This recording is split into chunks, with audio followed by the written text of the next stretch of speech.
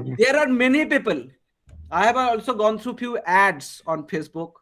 Without learning any grammar, you will be fluent in English language. That is absolutely clickbait title. I can tell you.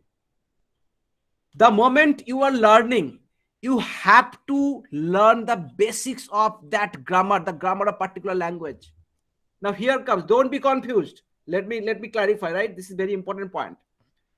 If I tell you that in order to communicate in English language, you have to understand tense, passive sentences, then degree change, clause, simple sentence, compound sentence, complex sentence, then how you can use present participle, how you can use gerund, everything, all the details of English grammar, which is actually taught, which are taught in school.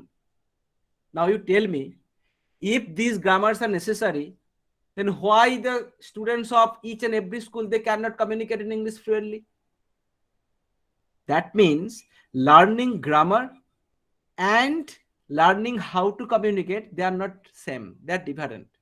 I've also written here, look at the slide, grammar translation method. So in the beginning, when I forgot to mention the name, suppose someone like Raja Ram Mohan Roy, he advocated the importance of English language, and he advocated that yes, this language should be there in school. So at that time, actually, grammar translation method means you understand the grammar, you read a book, you understand the meaning of the book. That's it. Your job is done. But now it's different. The method has changed over time.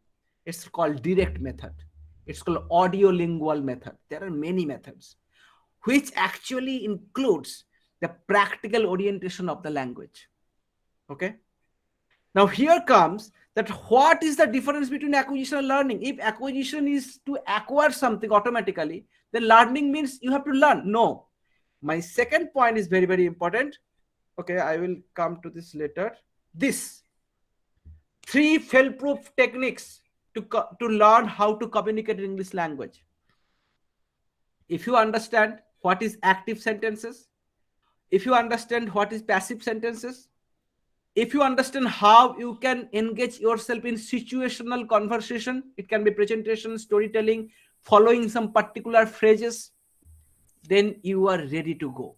Now you have to understand that if you want to become fluent and confident in front of others, that there is no alternative. There is nothing which can help you to create an alternative method. You have to either speak in active sentences, using active sentences, passive sentences. Suppose if I tell you, now everyone should understand this. This is active sentences. Everyone should understand. Now if I tell you, it should be understood by everyone. This is passive sentences. Similarly, there are 3 types of tenses: present, past, and future. In each tense, there are 4 subcategories: simple, continuous, perfect, perfect continuous.